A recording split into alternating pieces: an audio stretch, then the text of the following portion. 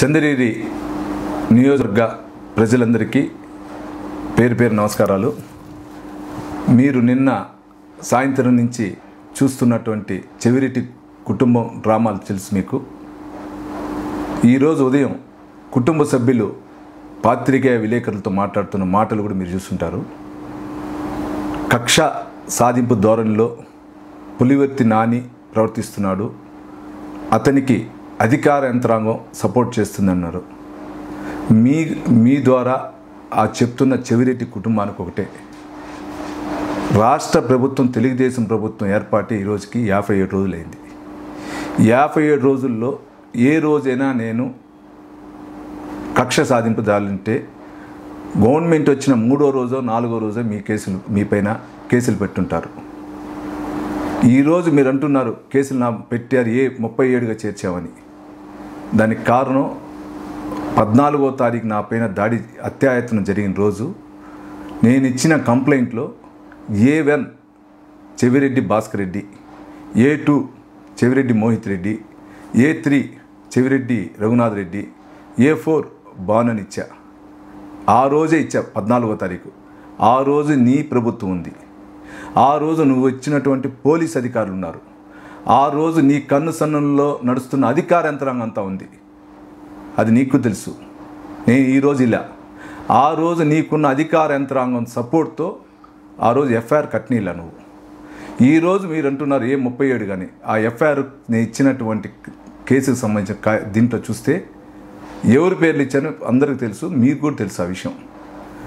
24 గంటలు తప్పుడు సమాచారాలు, తప్పుడు మాట్లాడేదే ఆ కుటుంబం, మీ కుటుంబం. ఆ ప్రవర్తన మానుకోండి.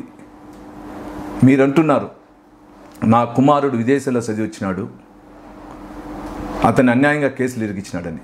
విదేశాల్లో చదివి వచ్చిన ఒక వ్యక్తి పైన నువ్వు కానీ నీ కుమారుడు కానీ నీ తమ్ముడు కానీ హత్య చేయాలని ఉందా?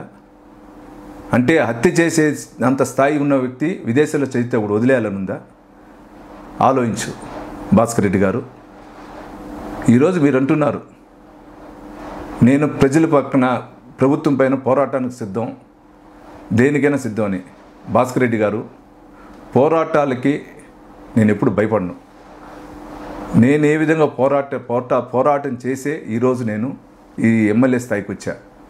ప్రజల పక్షాన దేనికైనా పోరాడతా.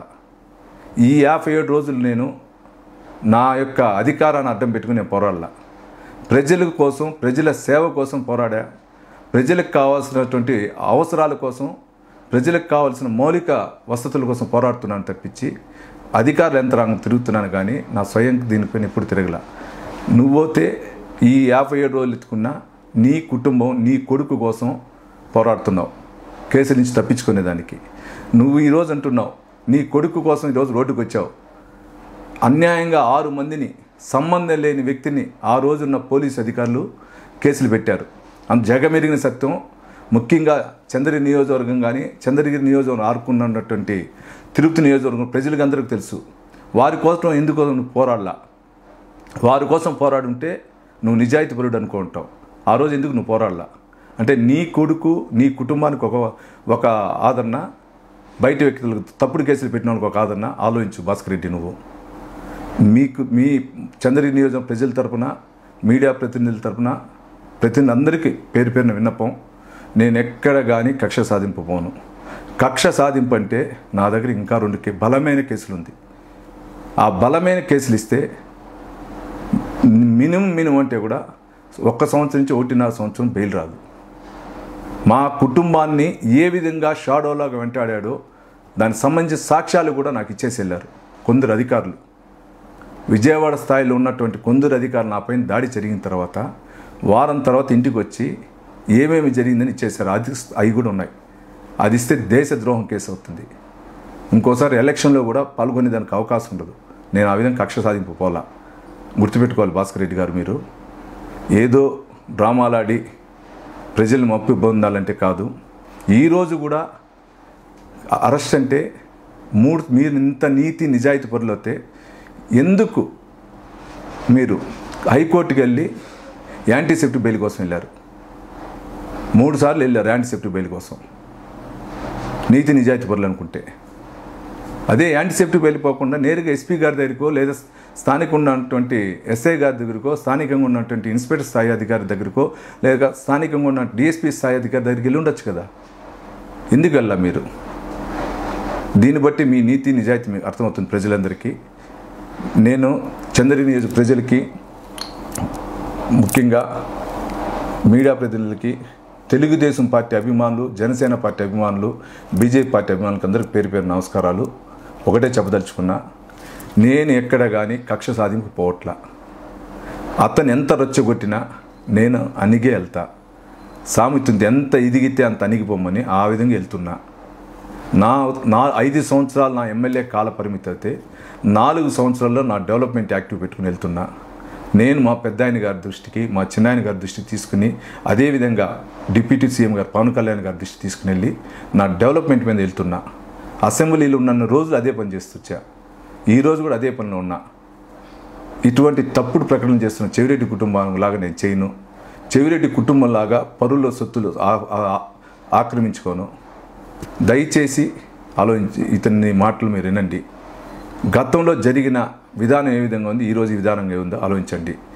కేసులు పెట్టిన రోజు ఏ ప్రభుత్వం ఉంది? నేను కేసు పెట్టిన రోజు తెలుగుదేశం ప్రభుత్వం ఉందా, వైసీపీ ప్రభుత్వం ఉందా? ఒకసారి ఆలోచించండి. నేను కక్ష సాధింపు పోవట్లా. మీరు పోరాడాలనుకుంటే ఎంతైనా పోరాడు. నేను ఏదైనా తప్పు చేస్తే పోరాడండి. అది విధంగా లేకుండా మా పెద్ద ఆయన చంద్రబాబు నాయుడు గారిని విమర్శిస్తే మటుకు నేను ఊరుకోను. నన్ను విమర్శించు, మా పెద్ద ఆయన గారిని, మా చిన్నాయన గారిని కానీ, అదేవిధంగా తెలుగుదేశం పార్టీ కుటుంబ సభ్యులను కానీ, జనసేన పార్టీ కుటుంబ సభ్యులను కానీ, బీజేపీ పార్టీ కుటుంబ సభ్యులు కానీ విమర్శిస్తే నేను ఊరుకోను. నేను దానికంటే ఎక్కువ పోరాటం ఉన్నా. చాలా సాక్ష్యాలు ఉన్నాయి, మీకు చెప్తున్నా. చాలా సాక్ష్యాలు, ఒకటి కాదు. 2019 నుంచి 24 జూన్ 3వ తేదీ వరకు, 4వ తేదీ కౌంటింగ్ అంటే 2వ తేదీ వరకు మీరు చేసిన దానికి అన్నిటికీ సాక్ష్యాలు ఉన్నాయి.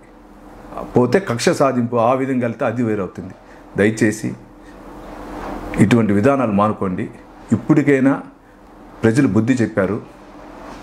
రేపు నేను తప్పు చేస్తే నాకు ప్రజలు బుద్ధి చెప్తారు. కాబట్టి ప్రజలకి సరైన అవకాశం ఇచ్చి వాళ్ళ అవసరాలు తీర్చుదాం, వాళ్ళ సమస్యలు పరిష్కరిస్తాం. దీనికి అవకాశం ఇచ్చి ముందుకు పోవాలని కూడా కోరుకుంటున్నా. మీ పులివర్తి నాని, చంద్రగిరి నియోజకవర్గ ఎమ్మెల్యే.